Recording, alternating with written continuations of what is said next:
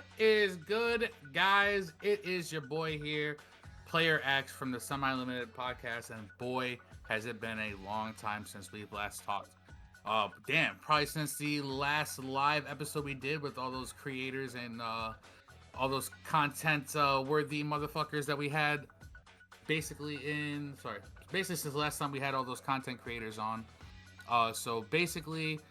Just apologies, quick second for you guys for being so long getting back to you guys. We really missed you. Been dealing with a whole bunch of BS in my real life, coming from my phone tripping out and considering that there's no SIM card in it or something like that when I know damn well I got one. So I couldn't take any pictures or video or footage at the regional that we went to, and then my computer tower, the hard drive for it and the memory cards are just all shot, so I had to go send that out, get all the hard drives put in, the new SSD, all that stuff just put in there, and it was just a pain in the ass, but it just got sent back to me today, and now we are recording for you guys because it's been too long. So welcome in, guys. I just want to thank you all for listening and tuning in and supporting the podcast last year. I hope for way more growth this year, 100%. And last year we were the top podcast for 40 plus viewers, and we can't thank all of you guys enough for a great launch year for 2023, but on to bigger and better things, especially for what we got planned the rest of this year for 2024. So without any further ado, before we start getting into today's episode, which is just basically going to be a recap of the regional we went to, we're going to be talking about Phantom Nightmare for a little bit, and then my opinions on what we're looking forward to for this format. We will be going into all of the plugins that we usually use to talk about. So back to the grindstone. Please go to our link tree down below in our description box. You can follow all of our social sites there. You'll click on the link and a bunch of tabs come up, which you'll be able to click on and access whatever social site you want to. We gave away 7 giveaways last year. I'm hoping to double that so we can get to more things for the community as whatnot. But we'll be doing more giveaways when we hit 50 followers on TikTok, 100 on Twitter, 200 on Instagram, and then 200 on YouTube, which we're really close to YouTube. I think we're at like 175. You guys managed to show some love over the last couple weeks, and we've been growing even though we haven't been putting out podcasts. We've just been putting out the short form stuff for you guys. Also, shout out to Unplugged Gaming in Manly's, New York for sponsoring the podcast.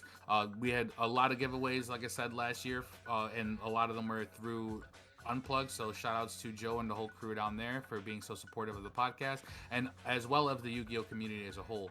But be sure to join their Discord server in the description box below to be a part of their TCG communities, whether it be Yu-Gi-Oh, Magic, Pokemon, whatever card game you're interested in. They have a community down there in their Discord, so click on it, interact with everybody, get some new insight, maybe some trades, and if you show up in store, be sure to tell them that the boys over at the Semi-Limited Podcast sent you, and they'll be sure to hook you guys up.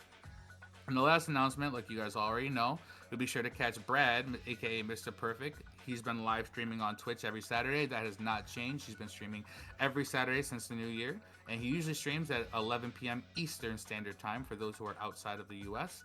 His Twitch will also be in our link tree down below. You can click on that, and then it should say either Mr. Perfect or Brad Streams. And it goes right down to his streaming tag, and you guys can go in there, jump in there, talk about all the deck theorying, the deck crafting, the playing, the play testing, the master duel grinding, whatever he's doing that night, he'll be sure to take care of you guys, and be sure to interact with him because we do go over what happens on stream, and if it happens to make its way over to our Friday night wrap up, you'll be able to hear yourself on the actual podcast, or at least the incident on the podcast, and connect it with us that way.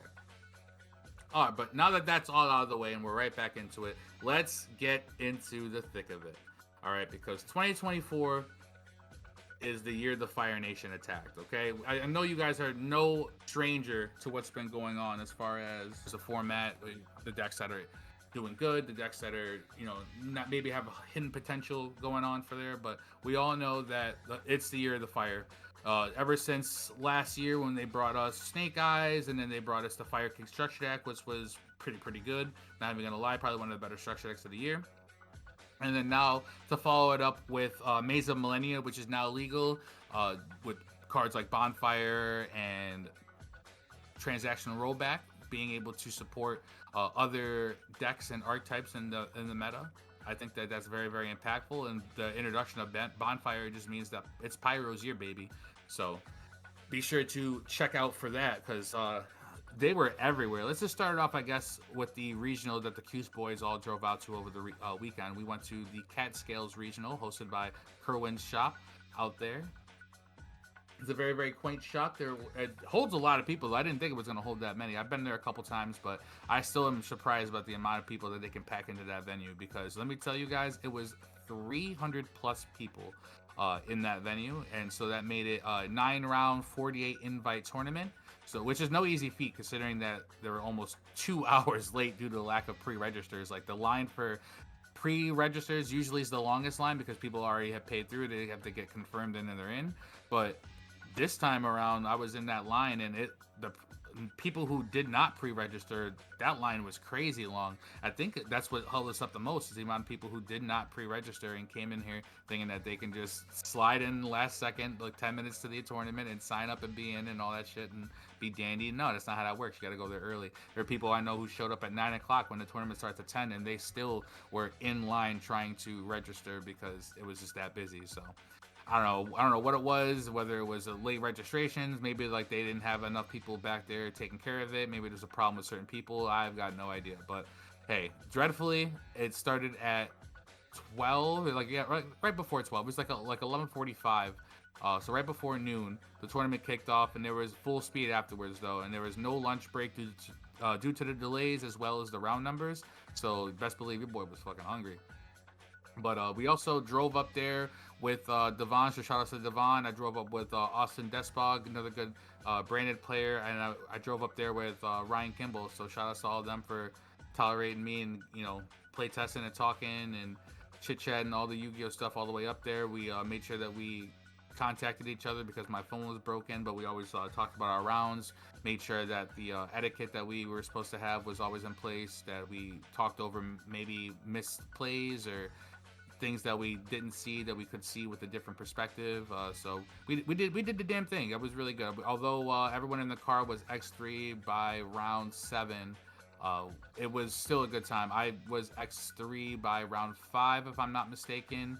I had won 1, lost 1, won 1, and then lost 2.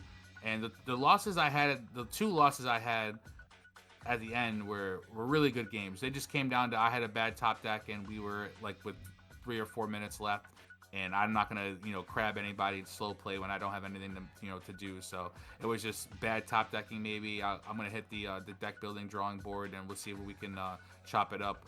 But I might be also playing something else. I piloted Chorus Orcus and featuring the Cashtira package. So we had a bunch of time out there, and then my boy Devon was on Fire Kings, Austin was obviously on Branded, and then my boy Ryan Kimball was on Vanadium. So we had a little diversity in there, especially driving up there, looking at deck lists, going over, all right, are you ready for this? Are you prepared for this? What are you not ready for?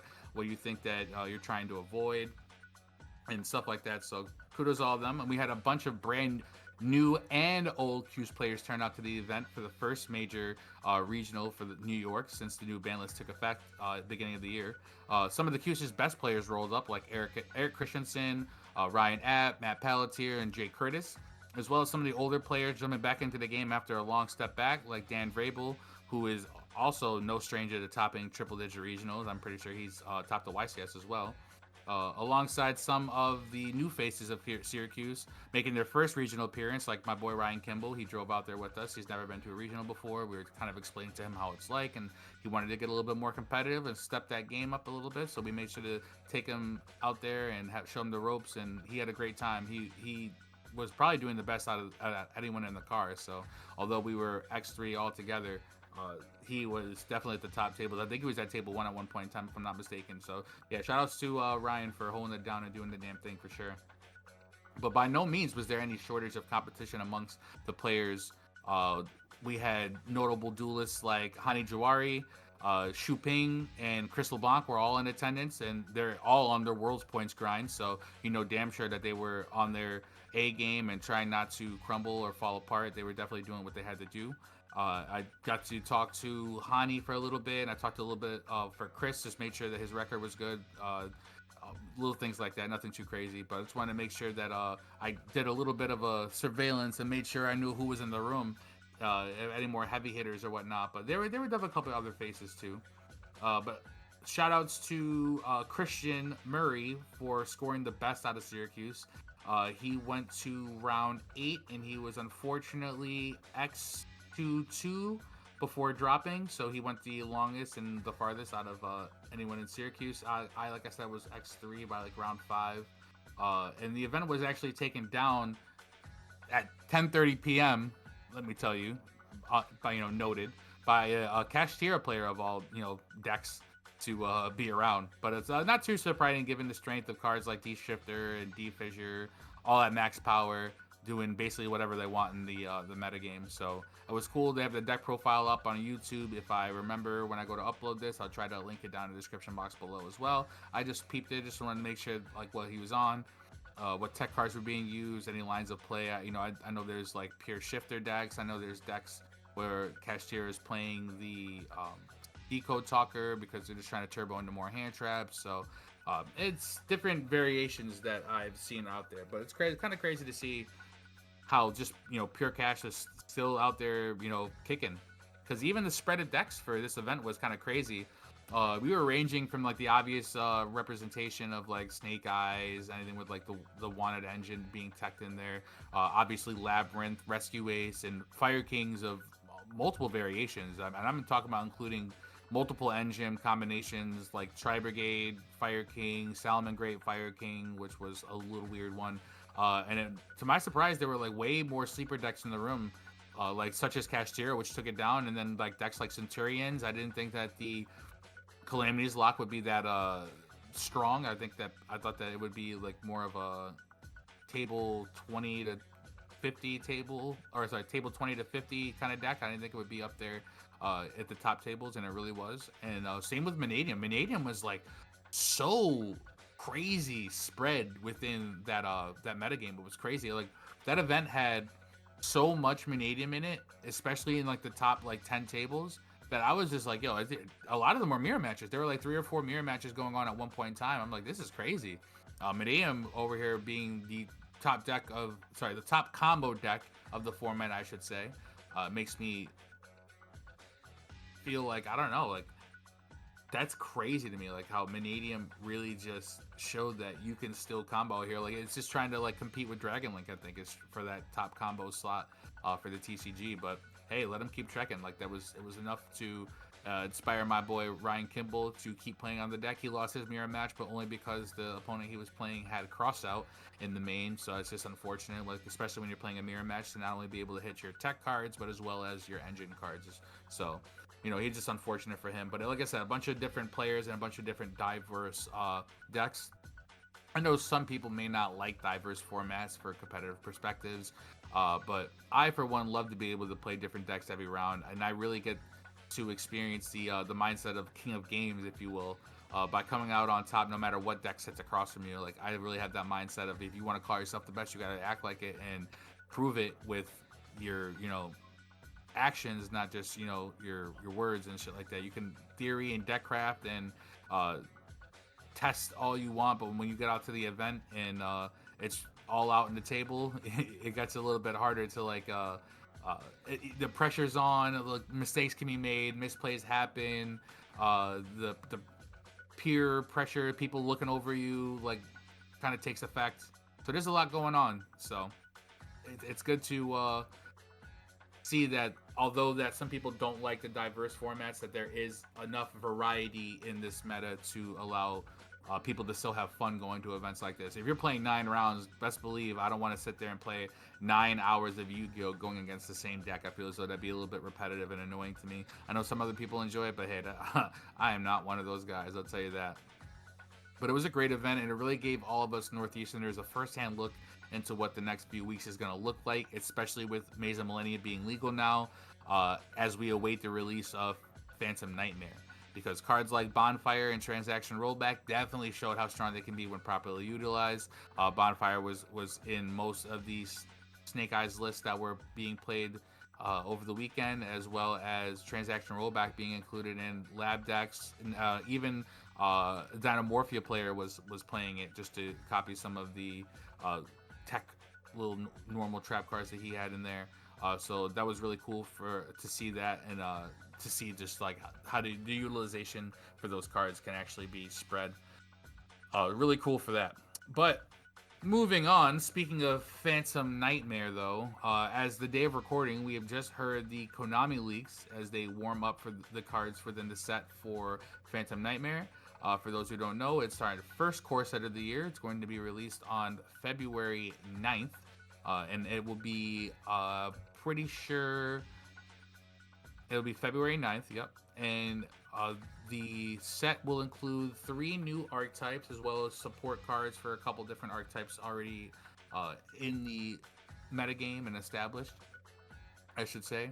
So some of the new archetypes being introduced to us in the TCG will include the Voiceless Voice, which is a ritual-based archetype, the Goblin Bikers, which is an XYZ archetype, and then the last archetype is actually a world premiere archetype theme, and it is called the Ashen. And let me tell you, you guys have to look up these cards. These Ashen cards look bad ass. I was talking to Mr. Perfect earlier on today while we were in the Discord, and we were talking about just the set reviews and whatnot, and he was bringing up like, yeah, those Ashen cards look sick as fuck. And I was like, yeah, man, they really do look nice. Like, the artists don't get paid enough at Konami because it's crazy, like, for sure.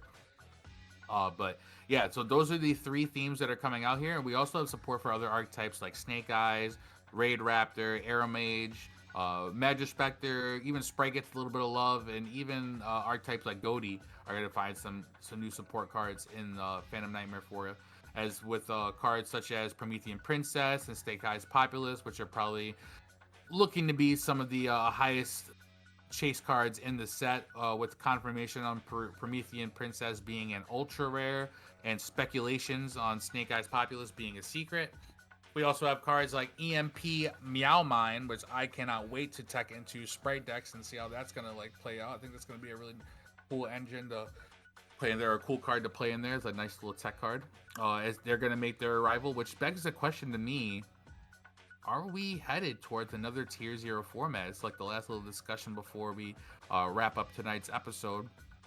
Around this time last year, for those who don't remember, in 2023, we were in a 0 format, and we were in a Tier 0 format with tiers. Yeah, you guys remember that. Tier elements were dominating the charts, and I mean dominating. I'm talking about 85 to 90% of all these top cut ratios are tier or some tier elements variations, like tier Dark World and shit like that. It was crazy. Like, if you weren't playing tier, you just weren't playing the game, period.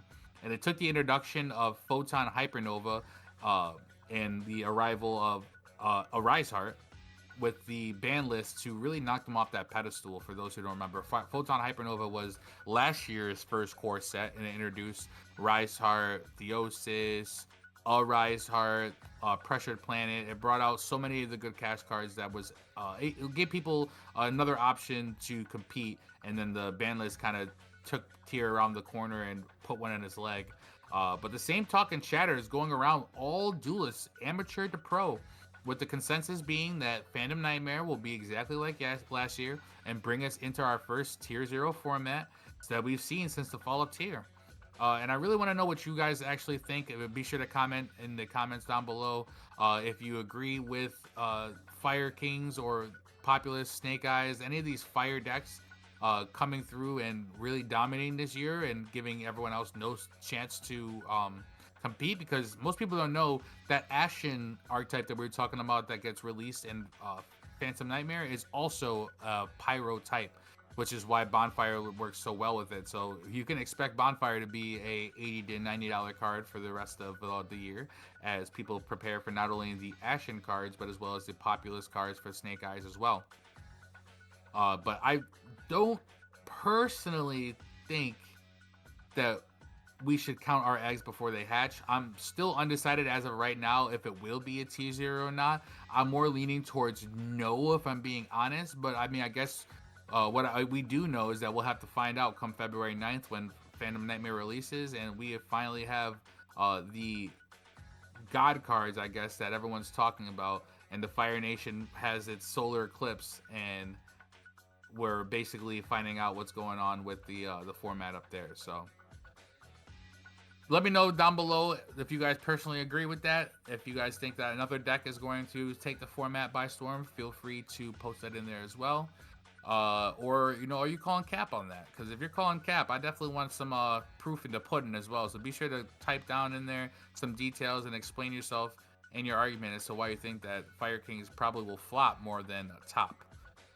But with that being said, guys, I just wanted today's episode to be something light. I know I wanted to get you guys into having more of us around again. I'm glad my computer's back. The equipment is being upgraded. We are working slowly on getting the camera equipment to start doing videos for you guys. So you guys have been dying to see my face.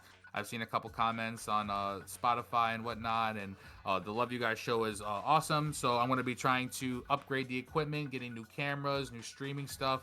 I'm very, very ignorant to all of this. I'm going to be completely transparent to you guys. I know nothing about streaming. I know nothing about technical stuff and computers and shit like that. So it's going to be quite a handful to get my hands on and get my fingers into. So just be very, very patient with me as me and the rest of the team try to get me back into 2024 from the 1990s and get you guys into the future of the Semi-Limited podcast. But while we're running out of life points here, I just want to remind you guys of everything that we usually start saying above, like the Linktree link that you guys can click on down in the description box. You can click on all of the tabs right there to follow all of our social sites.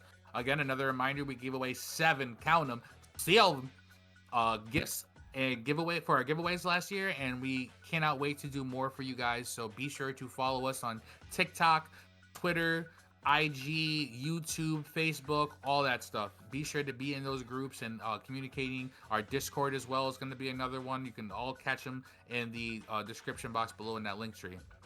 While you're down there, be sure to holla at Unplugged Gaming and join their Discord server, be a part of their TCG communities. Be sure to get your new best friend out there for whatever card game you're into at the Discord server for Unplugged, which is linked down below. And then last but not least, we'll have Bradley, who streams every Saturday on Twitch at 11 p.m. Eastern Standard Time. His Twitch will be in our link tree below, so you can go down there, click, and on Saturdays be able to catch him live. And just before we close out again, another reminder that our weekly schedule drops are as follows. So podcasts will be every Tuesday and Friday. For those who are just joining the channel and do not know, we'll be doing double dose episodes for you guys.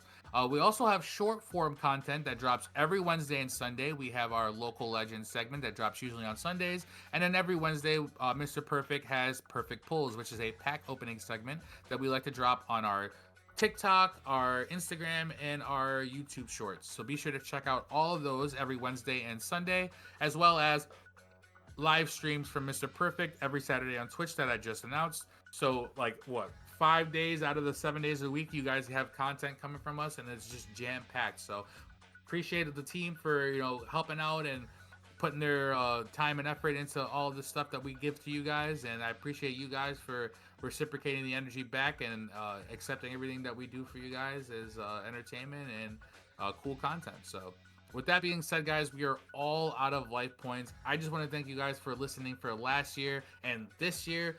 Guaranteed we got bigger and better things for you guys. But without further ado, I am Player X, and you've been listening to the Semi-Limited Podcast. Thank you, and good night.